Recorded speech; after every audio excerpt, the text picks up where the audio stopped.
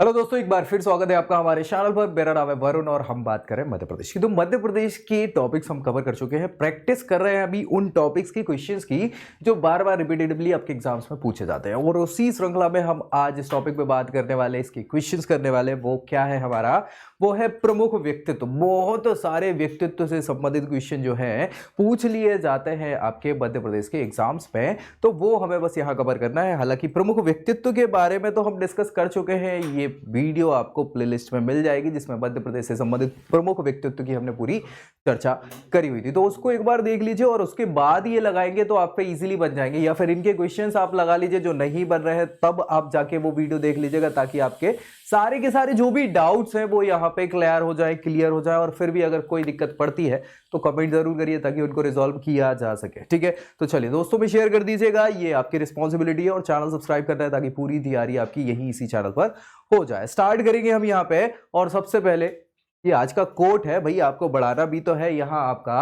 आप सफलता तब तक प्राप्त नहीं कर सकते, कब तक नहीं कर सकते? जब तक आप में क्या हो, असफल होने की गुंजाइश ना हो या साहस ना हो बेसिकली। तो असफल व्यक्ति जो है वो अपने आप में जानता है कि सफलता और असफलता के बीच में क्या कुछ रहता है। तो जब आप सफल होते हैं उससे पहले आपको पता तो होना चाहिए कि असफल क्या होता है। तो असफल होने का साहस रखने वाले ही आगे जाके बढ़ पाते, सफल हो पाते हैं। और स्टार्ट करेंगे पहले क्वेश्चन के साथ। यहां हमारा पहला क्वेश्चन है, ये क्वेश्चन नंबर है पहला। इनमें से किसे किसे मतलब ये चार ऑप्शन है, किसको नहीं मिला है तानसेन सम्मान, ये आपको बताना है। पीएससी 2019 का ये क्वेश्चन था जो पूछा गया था। मंगूबाई कुर्दाकर, इसके अलावा भीमसेन जोशी, गिरजा देवी, राम स्वरूप वर्मा।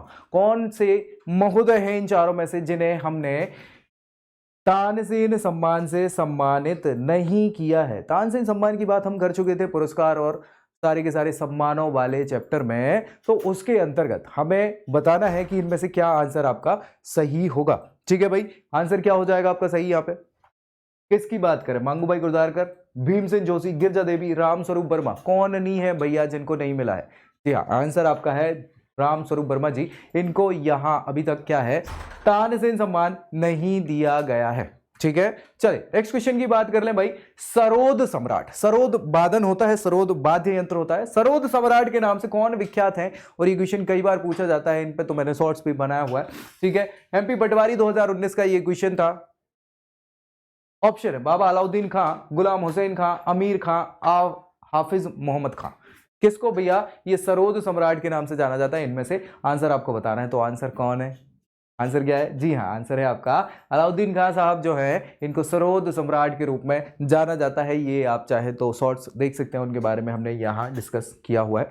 नेक्स्ट क्वेश्चन है आपका, प्रसिद्ध शास्त्रीय संगीत गायिका बेगम असगरी बाई, पद्म भूषण से सम्मानित किया जा चुका है इनको। मध्य प्रदेश की किस जगह से संबंधित हुआ करती थी? अब तो नहीं रही, इनका देहांत हो चुका है। और ये कई बार क्वेश्चन पूछा जा चुका है असगरी बाई के बारे में।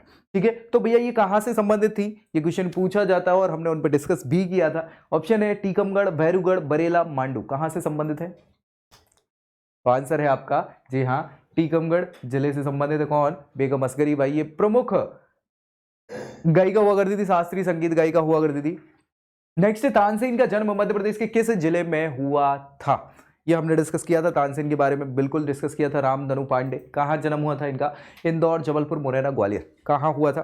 जी हाँ हाँ हाँ हाँ, आंसर आपका ग्वालियर ही है। तानसेन रामधनु पांडे ग्वालियर में जन्म हुआ था और वहीं इनकी समाधि भी है। ठीक है, रीवा राज्य के राजा थे रामचंद्र जी।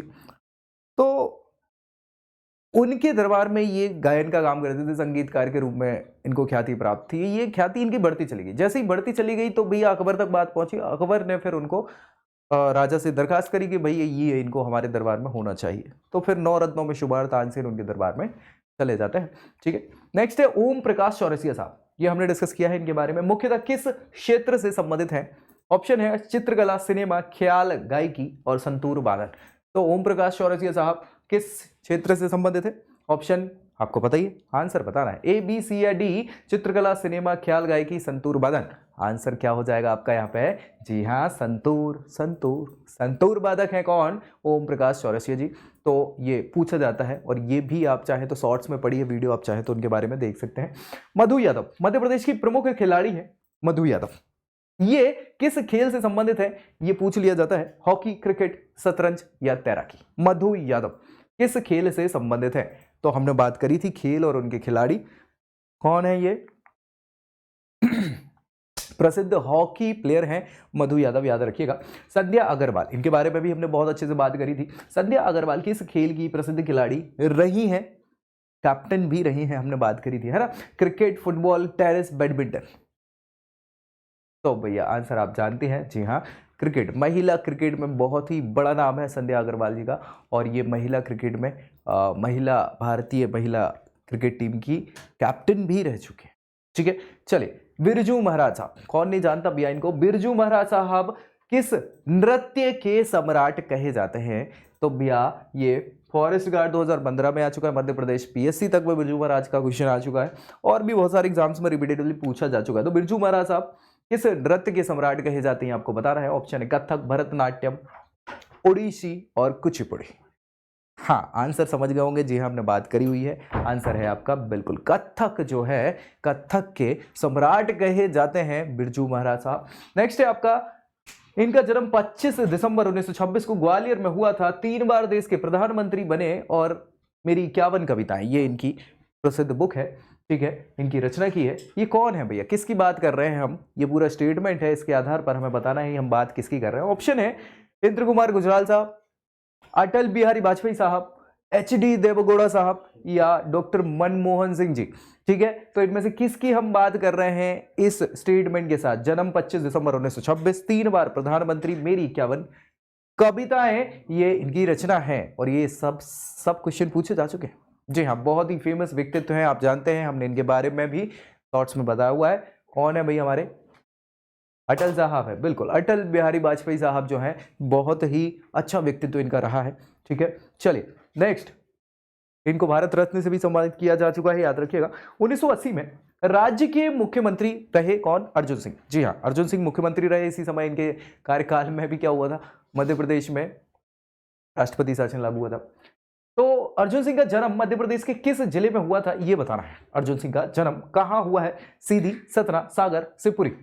सीधी, सतना, सागर, शिवपुरी, कहाँ के हैं अर्जुन सिंह साहब? और ये क्वेश्चन कई बार पूछ लिया जाता है। अच्छा व्यक्तित्व रहा है इनका भी, और हमने डिस्कस किया था। जी हाँ, जब हम मुख्यमंत्री की बात कर रहे थे तो हमने सारे मुख्यमंत्रियों की बात करी थी, याद होगा आपको वीडियो मिल जाएगा राजनीतिक व्यवस्था में, आप ये सारी चीजें देख सकते हैं। ठीक है, तो आंसर क्या हो जाएगा? कहाँ से अर्जुन सिंह जी? सीधी से संबंधित हैं अर्जुन सिंह जी। नेक्स्ट है आपका, भूतपूर्व राष्ट्रपति डॉक्टर शंकर दयाल शर्मा जी 9वें राष्ट्रपति रहे मध्य प्रदेश के, भारत के, और मध्य प्रदेश के तो रहे ही हैं, अच्छे खासे इनका नाम यहाँ पे रहा। तो शंकर दयाल शर्मा जी का जन्म मध्य प्रदेश के किस स्थान पर हुआ था? ये बताना है। इंदौर, जबलपुर, भोपाल या सागर। इंदौर, जबलपुर, भोपाल या सागर, कहां से संबंधित है शंकर दयाल शर्मा जी? ठीक है, और ये भारत के 9वें राष्ट्रपति रह चुके हैं। आंसर बताना भैया, क्या हो सकता है? ए, बी, सी या डी? तो आंसर बड़ा सिंपल है, हमने इनके बारे में डिस्कस किया भी था। भोपाल रियासत की बात भी करी थी, इतिहास में जाके आप देखेंगे आधुनिक भारत में तो मिल जाएगा। भोपाल रियासत से संबंधित हुआ करते थे, और इनके नेतृत्व में ही भोपाल रियासत को कहा जा सकता है कि भारत में मिलाया गया था। ठीक है, तो बहुत इंपॉर्टेंट पर्सनालिटी है मध्य प्रदेश की। विजया राजे सिंधिया, सिंधिया परिवार से संबंधित है। विजया राजे सिंधिया जी 1957 में किस स्थान से लोकसभा के लिए चुनी गई थी? ये बताना है। मांडू, धार, गुना या सागर, कहां से चुनी गई थी? तो ये बहुत ही सिंपल सा क्वेश्चन है, मेरे को लगता नहीं है कि बहुत टफ क्वेश्चन है। वो 1957 में लोकसभा के लिए कहां से चुनी गई थी विजया राजे सिंधिया जी? आंसर आप जानते हैं, जी हाँ, गुना क्षेत्र। गुना शिवपुरी वाला जो क्षेत्र है ये उनकी रियासत वाला क्षेत्र हुआ करता था, याद रखिएगा। ठीक है, चले। निम्न में से किसने मुरैना जिले में, कहा? मुरैना जिले में गांधी आश्रम की स्थापना करी थी? और ये हमने बात करी थी जब हम आधुनिक भारत डिस्कस कर रहे थे, इतिहास, मध्य प्रदेश का आधुनिक इतिहास, तब हमने डिस्कस किया था। कांताबेन त्यागी, सुब्बाराव, डॉक्टर अनवर आलम साहब, या डॉक्टर KS गांगुली जी? किसने मुरैना जिले में, अच्छा हमने जिले यात्रा में भी ये बात करी हुई है मुरैना जिले में गांधी आश्रम की, तो किसने करी है इसकी स्थापना, ये आपको बताना है। और आंसर हो जाएगा सुब्बाराव, डी सुब्बाराव साहब इनको बोलते हैं। इन्होंने मुरैना जिले में गांधी आश्रम की स्थापना करवाई थी। नेक्स्ट है आपका मध्य प्रदेश के प्रसिद्ध कवि और लेखक। मध्य प्रदेश के प्रसिद्ध कवि और लेखक जो 9 बार, कितने, 1 2 नहीं, 9 बार फिल्म फेयर पुरस्कार से पुरस्कृत हो चुके हैं और बहुत ही जाना माना नाम है। आप जानते हैं पीएससी 2014 का ये क्वेश्चन रहा है, वहां भी पूछा जा चुका है। कौन ऐसे प्रसिद्ध व्यक्तित्व रहे हैं कवि और लेखक? 9 बार फिल्म फेयर अवार्ड से इनको सम्मानित किया जा चुका है। जावेद अख्तर साहब, आनंद साहब, प्यारे लाल साहब और ललित भांजी। खैर आप बहुत अच्छे से इसको जानते हैं। इन ऑप्शंस में भी बहुत ज़्यादा जो जाने माने हैं वो भी आप जानते हैं और आंसर आप जो सोच रहे हैं वही है। जी हाँ, आंसर यहाँ हो जाएगा जावेद अख्तर साहब, ग्वालियर से बिलोंग करते हैं और ये अपने आप में बहुत बड़ी पर्सनालिटी हैं। ये मध्य प्रदेश के जन्म होने के कारण मध्य प्रदेश से संबंधित है, लेकिन विश्व भर में ये अपनी ख्याति बना चुके हैं, याद रखिएगा। ठीक है, चलिए नेक्स्ट क्वेश्चन है, निम्न में से कौन भोपाल गैस कांड? भोपाल गैस कांड आप जानते हैं 2-3 दिसंबर की मध्यरात्रि को ये हुआ था। 1984 में ये गैस कांड था। MI6 इसमें रिलीज हो गई थी जिसमें हजारों लोगों की जान चली गई थी। ठीक है, सो ये भोपाल गैस कांड में बेरोजगार हुई गैस पीड़ित महिलाओं को रोजगार और अधिकार दिलाने के लिए क्या व्यक्ति विशेष जो है वो चर्चित रहे? मतलब किसने इतना योगदान दिया कि जिन लोगों की रोजगार नहीं रहे, कुछ नहीं, महिलाएं जो रहीं तो उनके रोजगार में सहायता प्रदान करी। इनमें से कौन हैं जो इसके लिए प्रचलित है? कांताबेन त्यागी, रईशा खान, सादिया सिद्दीकी जी, या इनमें से कोई नहीं? किनका नाम आता है महिलाओं के रोजगार के लिए? आंसर, हाँ आंसर बहुत सिंपल है, हमने डिस्कस किया भी था। आप चाहे तो वो जाके देख सकते हैं, इंपॉर्टेंट पर्सनालिटी वाला वीडियो आपको मिल जाएगा। इसके अलावा हमने भोपाल गैस कांड पर भी वीडियो बनाई हुई है जब हम आधुनिक भारत पे जाते तब। चलिए नेक्स्ट, आंसर इसका क्या हो जाएगा? रईशा खान जी हैं जिन्होंने क्या किया था, महिलाओं के रोजगार के लिए और अधिकारों को पाने के लिए यहाँ पर सारी की सारी भोपाल गैस कांड की जो महिलाएं थी उनके लिए नेतृत्व किया था और उनके नेतृत्व में इन्हें अपने अधिकार मिले थे। नेक्स्ट क्वेश्चन है, निम्न में से किसने चंबल घाटी में, चंबल घाटी क्षेत्र है जो हमें पता है सबसे ज्यादा मृदा अपरदन का शिकार है और उसमें बीहड़ बन जाते हैं, गड्ढे बन जाते हैं और इन्हीं गड्ढों में डाकू रहते हैं, है ना? हाँ, चंबल के डाकू आपने नाम सुना ही होगा। तो निम्न में से किसने चंबल घाटी में डाकुओं के आत्मसमर्पण में महत्वपूर्ण भूमिका निभाई थी? इनमें से कौन ऐसे व्यक्तित्व हैं जिनके कार्यकाल में या जिन्होंने लोगों को, उन डाकुओं को, चंबल के डाकुओं को बोला कि भैया आत्मसमर्पण कर दो, मनाया उसको आत्मसमर्पण करने के लिए, और बहुत बड़ा नाम है ये। ठीक है, ऑप्शन है सुब्बाराव, वीरेंद्र कुमार सकलेचा जी, PS बिसेन साहब या कांताबेन त्यागी जी। आंसर कौन है हमने डिस्कस किया भी था, और जब हम मध्य प्रदेश की राजनीति के बारे में बात कर रहे थे तब हमने इस बात पे डिस्कस किया था बहुत अच्छे से। तो आंसर आपका क्या हो जाएगा? जी हाँ, डी सुब्बाराव साहब हैं। इन्होंने चंबल के डाकुओं को मनाया, समझाया कि भैया आप क्या कर दें, आत्मसमर्पण करें, सरेंडर कर दें ताकि आपको बचाया जा सके। तो सुब्बाराव साहब का इसमें बहुत बड़ा योगदान रहा है। अशोक कुमार जी, अशोक कुमार जी को कौन नहीं जानता? दादा मुनि, जी हाँ, दादा मुनि बहुत बड़े एक्टर रहे हैं और ये मध्य प्रदेश से संबंधित हैं। जी हाँ, तो अशोक कुमार ने किस फिल्म से अपना अभिनय का सफर शुरू किया था? जब हम बात कर रहे थे दादा मुनि साहब की तो उसमें हमने ये डिस्कस किया है कि उन्होंने कौन सी फिल्म से अपना सफर, फिल्मी करियर शुरू किया था। नैया, वो 3 दिन, रोशनी या सफर? इसमें से आंसर क्या है? अशोक कुमार जी। आंसर आपका पता है आपको, नैया फिल्म थी जिसमें इन्होंने अपना किरदार निभाया और यहाँ से फिल्मी सफ़र शुरू किया, जो अब तो नहीं रहे हालांकि, लेकिन अच्छा खासा इनका नाम पूरे फिल्म जगत में हो गया है भारत भर में। मध्य प्रदेश के प्रसिद्ध कवि और लेखक जो 9 बार फिल्म फेयर पुरस्कार जीत चुके हैं वो हमने क्वेश्चन कर लिया है और आंसर आपको पता है, जावेद अख्तर साहब। नेक्स्ट है कुमार गंधर्व। कुमार गंधर्व साहब के बारे में सभी जानते हैं, लेकिन कुमार गंधर्व उपाधि है इनकी, एक्चुअल नाम नहीं है। तो इनका वास्तविक नाम है क्या, यह बताना है। ऑप्शन है शिवा, भूषण, शिवपुत्र या महेश। क्या नाम है कुमार गंधर्व का? ओरिजिनल नाम, वास्तविक नाम क्या है? हमने बात करी थी कुमार गंधर्व के बारे में, उसमें आपको व्यक्तित्व में हमने पूरा डिस्कस भी किया था और शॉर्ट्स भी पड़ा हुआ है, तो जाके एक बार देख लीजिएगा, आपको आंसर मिल जाएगा। वैसे यहाँ आंसर क्या हो जाएगा? जी हाँ, शिवपुत्र इनका वास्तविक नाम है। बाद में कुमार गंधर्व की उपाधि से इनको नवाजा गया और नाम यही प्रचलित हो गया, कुमार गंधर्व। जी हाँ, चलिए, व्याकरण के मान्य रचयिता किसे माना जाता है? व्याकरण के मान्य रचयिता किसको माना जाता है? मुकुटधर पांडे जी, कामता प्रसाद गुरुजी, निराला साहब या भगवती प्रसाद साहब, भगवती प्रसाद वर्मा जी। तो इनमें से किसको व्याकरण के मान्य रचयिता की उपाधि दी जाती है, माना जाता है? तो हमने डिस्कस किया था जब हम साहित्य की बात कर रहे थे, तो उसमें हमने सारे के सारे जितने लेखक कवि हैं सारी चीज़ों पे डिस्कस किया था। तो आप चाहें तो प्लेलिस्ट में वो वीडियो भी पड़ी है, एक बार देख लीजिएगा तो ये सारी चीज़ें आपकी क्लियर हो जाएगी। यहाँ पे आंसर यहाँ क्या हो जाएगा, कामता प्रसाद गुरुजी, इन्होंने ही व्याकरण को बहुत अच्छी तरह से संजोया, तो व्याकरण के मान्य रचयिता इनको कहा जाता है।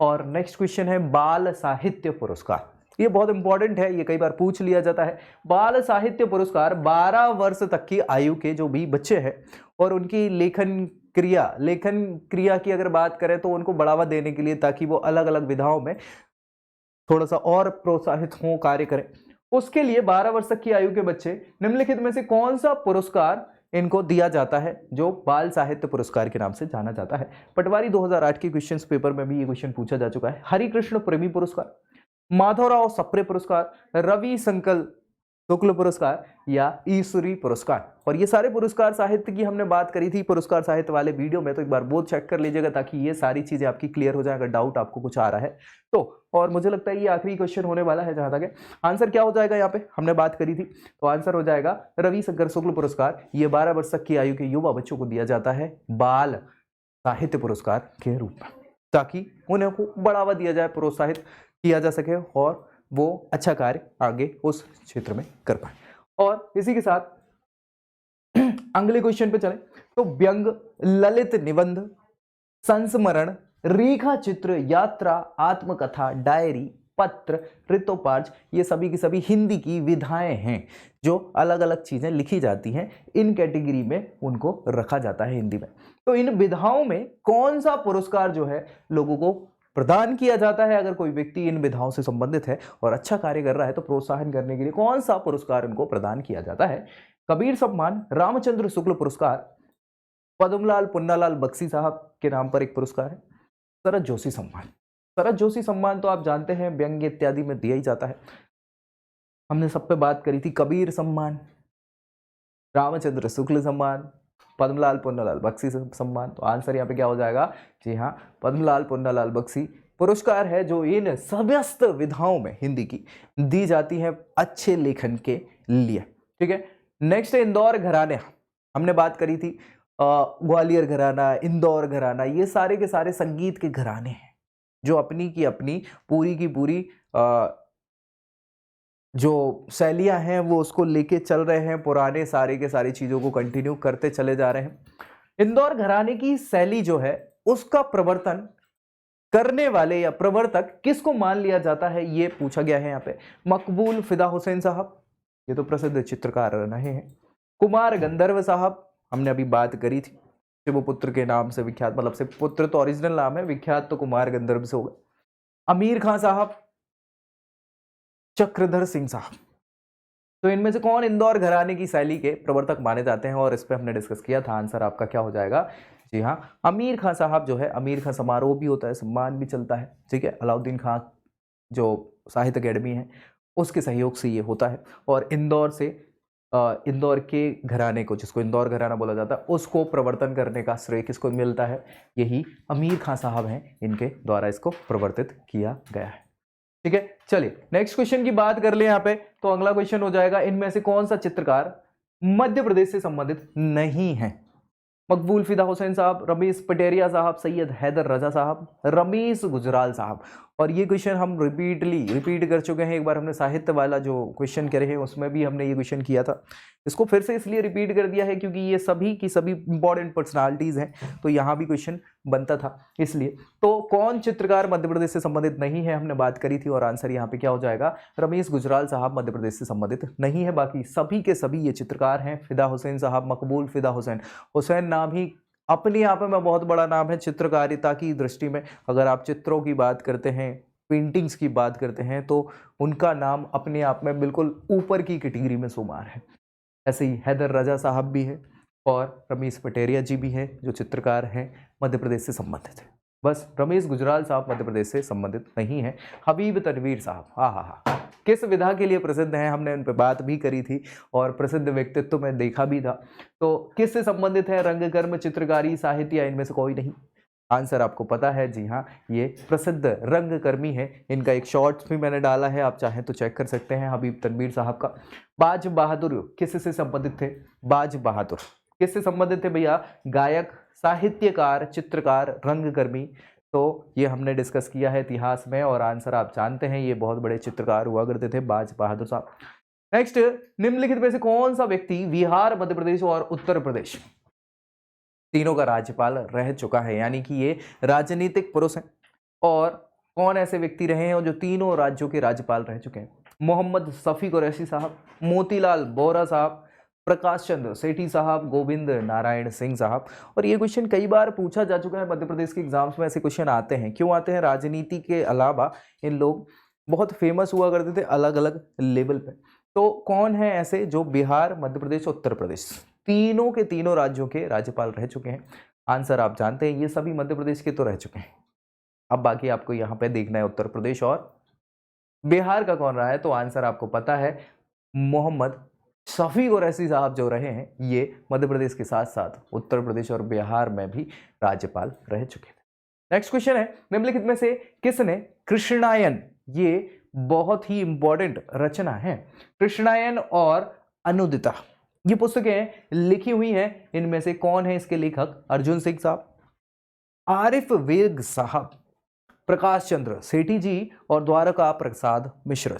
इनमें से किसने ये कृष्णायन और अनुदिता लिखी है? और इस पे क्वेश्चन बनता है कई बार, और ये हमने डिस्कस किया भी था जब हम राजनीति डिस्कस कर रहे थे। तो एक बार राजनीति वाला वीडियो देख लीजिएगा, ताकि ये सारी की सारी पर्सनालिटी जो राजनीतिक पर्सनालिटी है, आपकी राजनीति से संबंधित है, वो आपकी क्लियर हो जाए, है ना। आंसर यहाँ क्या हो जाएगा? द्वारका प्रसाद मिश्र जी हैं, जिनकी प्रसिद्ध रचना कृष्णायन है। ये कई बार पूछा जाता है, अनुदिता तो सेकंड इंपॉर्टेंट है, फर्स्ट तो मेन जो है कृष्णायन है, इसीलिए ये कई बार पूछी जा चुकी है, हिंदी साहित्य में भी पूछी जा चुकी है, इसीलिए इसको तो भूलना ही नहीं है। कौन है? द्वारका प्रसाद मिश्र जी हमारे मुख्यमंत्री रह चुके हैं। जी, हिंदी में कभी तो थे ही। निम्न में से किसने पीस ऑफ माइंड पुस्तक लिखी है? ये क्वेश्चन हम रिपीट कर रहे हैं, मतलब एक प्रकार से साहित्य वाले वीडियो में जो क्वेश्चंस कर रहे थे उसमें हमने डिस्कस किया था। ये डायरेक्ट क्वेश्चन नहीं था, इनडायरेक्ट क्वेश्चन था, ये हमने सिंपल पूछा, उसमें हमने सारी रचनाएं देखी थी, है ना।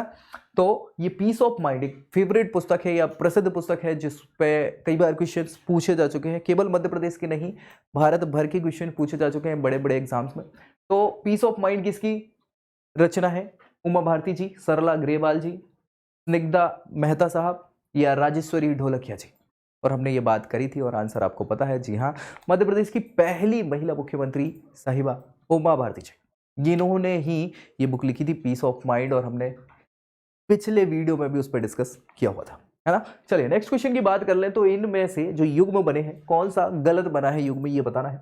अर्जुन सिंह साहब मुख्यमंत्री रहे हैं मध्य प्रदेश के, और ये सीधी से संबंधित है, यानी सीधी से संबंधित है, सही है कि गलत है? उमा भारती टीकमगढ़ से संबंधित है, कैलाश चंद्र जोशी विदिशा से संबंधित है, और प्रकाश चंद्र सेठी जो है झालरा पाटन से संबंधित है। इनमें से गलत बता रहा है, गलत कौन सा है? ठीक है, तो अभी दो क्वेश्चन तो आपके डायरेक्टली डिस्कस हो ही चुके हैं, अब दो में से आपको कंफर्म करना है कौन सा गलत है, और आंसर आप जानते हैं, जी हाँ, कैलाश चंद्र जोशी साहब जो हैं ये विदिशा से संबंधित नहीं है। हाँ ठीक है, चलिए नेक्स्ट है, निम्नलिखित में से कौन सा व्यक्ति भोपाल स्टेट का मुख्यमंत्री और भारत का राष्ट्रपति रहा? ये हम डिस्कस अभी कर ही चुके थे, कुछ समय पहले क्वेश्चन में ही डिस्कस किया था।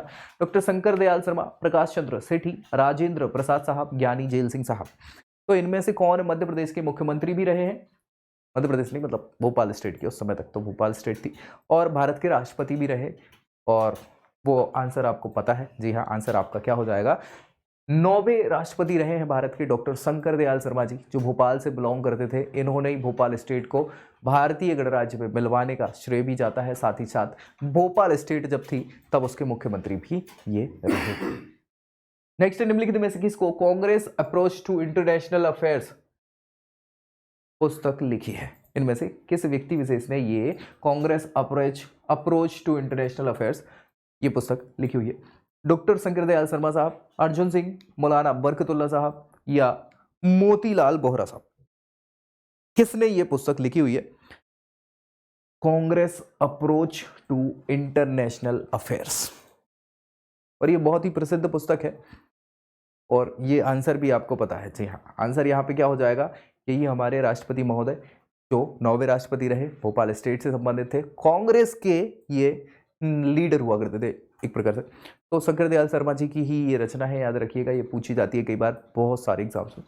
मध्य प्रदेश सॉरी ये युग्म है बहुत सारे, इन युग्मों में से गलत युग्म बताना है कि क्या है। साहित्य का देवता, ये साहित्य देवता पुस्तक का नाम है, जिसको लिखा है माखनलाल चतुर्वेदी ने, क्या ये सही है, ये आपको बताना है, इनमें से कुछ गलत है। जिंदगी भी मुल्ला रामू जी की रचना है। कादम्बनी ये राजेंद्र प्रसाद साहब की रचना है। देव पुरस्कार शिवमंगल सिंह सुमन, ये सभी के सभी रचनाकार हैं और ये उनकी रचनाएं हैं। इनमें एक रचना गलत है, ये बताना है कि वो रचना कौन सी है, और ये मुझे लगता है आप समझ गए होंगे। जी हाँ, कादम्बरी ये राजेंद्र प्रसाद साहब की रचना नहीं है। राजेंद्र प्रसाद साहब की रचना तो अनडिवाइडेड इंडिया है ना। ठीक है, चलिए नेक्स्ट क्वेश्चन है अभिनेता अशोक कुमार, जिनको हम दादा मुनि के नाम से जानते हैं, इनका वास्तविक नाम था क्या भाई, क्या नाम था इनका ओरिजिनल नाम, ये भी हमने डिस्कस किया है पर्सनालिटी में। इसके अलावा मैंने अलग से शॉर्ट्स बनाया है छोटा सा, उसमें भी ये डिस्कस हमने किया है इनके बारे में। तो दादा मुनि साहब का वास्तविक नाम क्या था, कुमुदलाल गांगुली, दादा मुनि, बाल मुकुंद गांगुली या अनूप कुमार। और हमने बात करी थी, जी हाँ, आंसर यहाँ पे हो जाएगा कुमुदलाल गांगुली। इनका ओरिजिनल नाम था अशोक कुमार। तो बाद में देखिए, पहले के समय में ये पुराने वाले सुपरस्टार हैं, पुराने समय के 70s 90s वाले, 90s भी तो बहुत दूर की बात है, 70s वाले हैं ये लोग। और उस समय ब्लैक एंड व्हाइट कल्चर चलता था और उस समय नाम ओरिजिनल नहीं एक उपाधि हो जाती थी, है ना। अशोक कुमार हो गए, दिलीप कुमार हो गए, मनोज कुमार हो गए, है ना। तो ये चलते थे नाम वहाँ पे, देवानंद साहब, है ना, सब अलग, राजकुमार साहब, तो बड़े बड़े नेता रहे, सॉरी अभिनेता रहे हैं उस समय, अच्छे अच्छे नेता। ऐसे ही ये दादा मुनि साहब रहे जो मध्य प्रदेश से संबंधित थे। कुमुदलाल गांगुली इनका ओरिजिनल नाम हुआ करता था। नेक्स्ट, सबसे अधिक समय तक मध्य प्रदेश के विधानसभा अध्यक्ष कौन रहे हैं, ये बताना है। राजेंद्र प्रसाद शुक्ल जी, ईश्वरदास रोहिणी जी, श्रीनिवास तिवारी जी या गुलसेर अहमद खान साहब। कौन सबसे अधिक समय तक विधानसभा के अध्यक्ष रहे हैं, और आंसर आपको पता है इस मामले में। जी हाँ, आंसर कौन हो जाएगा आपका, राजेंद्र प्रसाद शुक्ल साहब जो हैं सबसे ज्यादा समय तक मध्य प्रदेश विधानसभा के अध्यक्ष रहे हैं। नेक्स्ट है, निम्नलिखित में से किसने तानसेन सम्मान से सम्मानित नहीं किया गया है अभी तक, या तानसेन सम्मान नहीं मिला है। ये मध्य प्रदेश पीएससी 2014 का क्वेश्चन है। मंगूबाई खुर्दाकर, भीमसेन जोशी, गिरजा देवी, रामस्वरूप वर्मा। हालांकि ये क्वेश्चन भी रिपीटेटिव है, पिछले वाले क्वेश्चंस जो हम कर रहे थे साहित्य और पुरस्कार वाले उससे संबंधित है, उसमें भी हमने ये क्वेश्चन किया था, लेकिन यहाँ अगेन ये पर्सनालिटीज हैं इसीलिए इसको रिपीट कर दिया गया है। और आंसर हमें पता था क्या है, आंसर यहाँ पे जी रामस्वरूप वर्मा जी को अभी तक तानसेन पुरस्कार से सम्मानित नहीं किया गया है। नेक्स्ट क्वेश्चन है, किस महिला को युवा वैज्ञानिक पुरस्कार से सम्मानित किया गया है। इनमें से रोहिणी भंवर, किरण शेखर, कामिनी शर्मा, सुलेखा कुमारी। और हमने बात करी थी युवा वैज्ञानिक पुरस्कार किसको मिला है, जी रोहिणी भंवर जी को ये पुरस्कार मिल चुका है। नेक्स्ट है, मध्य प्रदेश सरकार की लाडली लक्ष्मी योजना, ठीक है, ये बहुत इंपॉर्टेंट योजना है मध्य प्रदेश सरकार की। इसकी पहली हितग्राही बनने का सौभाग्य किसको मिला था, पहली रजिस्टर्ड हितग्राही कौन थी बच्ची लाडली लक्ष्मी योजना की, ये बताना है। लक्षिता जैन, प्रभा भारती, सुचिता मंडलोई, सुरुचि पारिक। और ये क्वेश्चन कई बार पूछा जा चुका है एग्जाम्स में, तो आंसर यहाँ पे क्या है, लक्षिता जैन ये सबसे पहली हितग्राही बनी है लाडली लक्ष्मी योजना की। मध्य प्रदेश सरकार द्वारा ये चलाई जाने वाली योजना है, बच्चियों के लिए है, ताकि उनको क्या किया जाए, सहायता प्रदान की जाए और ये जो अनइक्वालिटी है उसको इक्वालिटी में तब्दील की जाए। इसके लिए ये सारी योजना मध्य प्रदेश सरकार ने बनाई थी। निम्न में से मध्य प्रदेश की किस महिला को ह्यूस्टन विश्वविद्यालय, टेक्सास अमेरिका में पड़ता है और उसमें ये विश्वविद्यालय है ह्यूस्टन यूनिवर्सिटी, इसका प्रेसिडेंट और चांसलर नियुक्त किया गया है। किस महिला को जो मध्य प्रदेश की निवासी रही है, doctor Renu Khatot, Puneet Kaur, doctor Shalini Sharma, doctor Rita Tandon. इनमें से कौन सी वो महिला है। ह्यूस्टन यूनिवर्सिटी अपने आप में बहुत बड़ी यूनिवर्सिटी मानी जाती है, यूनिवर्सिटी ऑफ टेक्सास के नाम से भी जानी जाती है, जो अमेरिका में पड़ता है। तो आंसर आपको पता है, हमने बात करी थी, जी हाँ, रेणु खटोट साहब जो है डॉक्टर रेणु खडूर, इनको यहाँ पे चांसलर और साथ ही साथ वहाँ पे प्रेसिडेंट नियुक्त किया गया था टेक्सास यूनिवर्सिटी में। मध्य प्रदेश के किस रंगकर्मी को 2007 में फ्रांस का प्रतिष्ठित सम्मान जो होता है officer of the order of arts and letters, ये सम्मान से सम्मानित किया जा चुका है? कौन ऐसे व्यक्ति रहे हैं मध्य प्रदेश के? हबीब तनवीर साहब, नरहरी साहब, बंसी कौल साहब और या फिर प्रभात कुमार भट्टाचार्य साहब।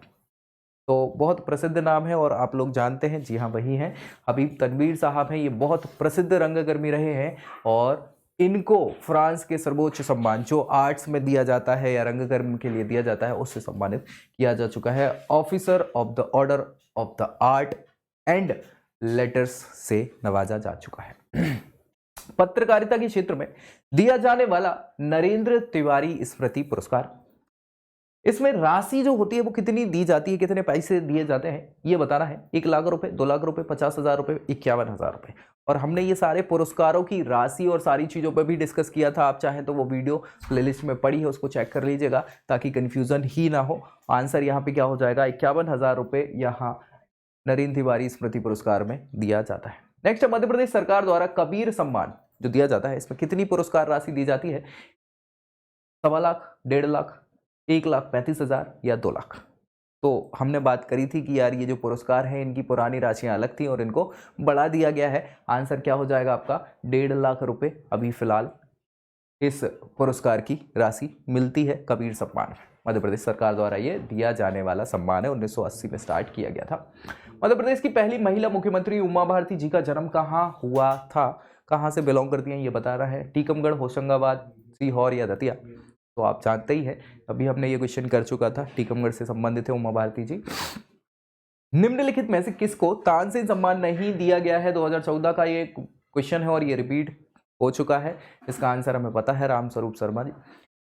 फिल्म अभिनेत्री जो हैं जया भादुड़ी, जो अभी फिलहाल जया बच्चन के नाम से आप सभी लोग जानते हैं जिनको, जया भादुड़ी बच्चन, इनका जन्म मध्य प्रदेश के किस शहर में हुआ था ये आपको बताना है। कहाँ से संबंधित हैं ये, और अक्सर इनकी यात्रा मध्य प्रदेश में होती रहती है, आप कई बार खबरों में भी देखते होंगे। कहाँ से संबंधित है, इंदौर, भोपाल, जबलपुर या ग्वालियर? तो आपको पता है, हमने डिस्कस किया भी था, शॉर्ट्स भी डला है और आंसर यहाँ पे क्या है, जबलपुर से संबंधित है अभिनेत्री जया भादुड़ी बच्चन। सत्यनारायण जड़िया ये किससे संबंधित है ये बताना है आपको। राष्ट्रीय मजदूर मोर्चा, राष्ट्रीय युवक संघ, कांग्रेस सेवा दल या लेखा दिव्येश्वरी? तो आंसर आपको पता है, जी हाँ ये राष्ट्रीय मजदूर मोर्चा से संबंधित है। कौन? सत्यनारायण जड़िया। ठीक है। नेक्स्ट, पार्श्व गायक, यानी कि पार्श्व गायक समझ लें बैक स्टेज पे, हाँ जैसे गाते हैं। अभिनेता भी रहे हैं किशोर कुमार साहब, जानते ही हैं आप, तो गायक भी हैं, अभिनेता भी है। किशोर कुमार साहब का संबंध इनमें से किस स्थान से है, कहां से संबंधित है? ये कई बार क्वेश्चन रिपीटेडली पूछा जा चुका है, चाहे मध्य प्रदेश पीएससी हो, व्यापम हो, पटवारी हो, किसी भी एग्जाम की अगर बात करें मध्य प्रदेश की, हर एक एग्जाम में ये क्वेश्चन पूछा जा चुका है। तो फिर से अपार संभावनाएं हैं इसको रिपीट होने की, कोई ऐसी बड़ी बात तो है नहीं। कहां से संबंधित है? इंदौर, खंडवा, सीधी, मुरैना? ये हमने इन पर वीडियो भी बनाया था, एक शॉर्ट्स भी डला होगा, आप लोग चाहे तो चेक कर सकते हैं। ठीक है, तो भैया कहां से संबंधित है ये? जी हाँ ये खंडवा से संबंधित है। हमने बात करी हुई थी खंडवा जिले में, जब हम जिला यात्रा कर रहे थे तब भी हमने डिस्कस किया हुआ था। ठीक है, चलिए, बाल साहित्य पुरस्कार 12 वर्ष तक की आयु वाला, इसमें से कौन सा पुरस्कार है जो दिया जाता है बच्चों के लिए? तो ये क्वेश्चन भी हम रिपीटेडली डिस्कस अभी कुछ समय पहले ही कर चुके हैं। आंसर इसका आपको पता है, रविशंकर शुक्ल पुरस्कार। और इसी के साथ क्या होगा, आपके ये सारे के सारे जो प्रमुख व्यक्तित्व के क्वेश्चन थे जो हम डिस्कस कर रहे थे वो हो जाते हैं समाप्त। वीडियो पसंद आए तो उसको लाइक ज़रूर करिएगा, दोस्तों में शेयर करना बिल्कुल मत भूलिएगा, क्योंकि भाई दोस्त होते किस लिए, उनका भला भी तो हमको करना है। और चैनल सब्सक्राइब करना है ताकि पूरी तैयारी मध्य प्रदेश की आपकी यही इसी चैनल पर हो जाए। बाकी के आपके और मैनेजमेंट और सारी चीज़ें भी आपको यहीं आगे मिलने वाली हैं इसी चैनल पर, तो सब्सक्राइब करना बिल्कुल मत भूलिए। अगले वीडियो में मिलेंगे अगले टॉपिक के क्वेश्चंस के साथ, तब तक के लिए जय हिंद।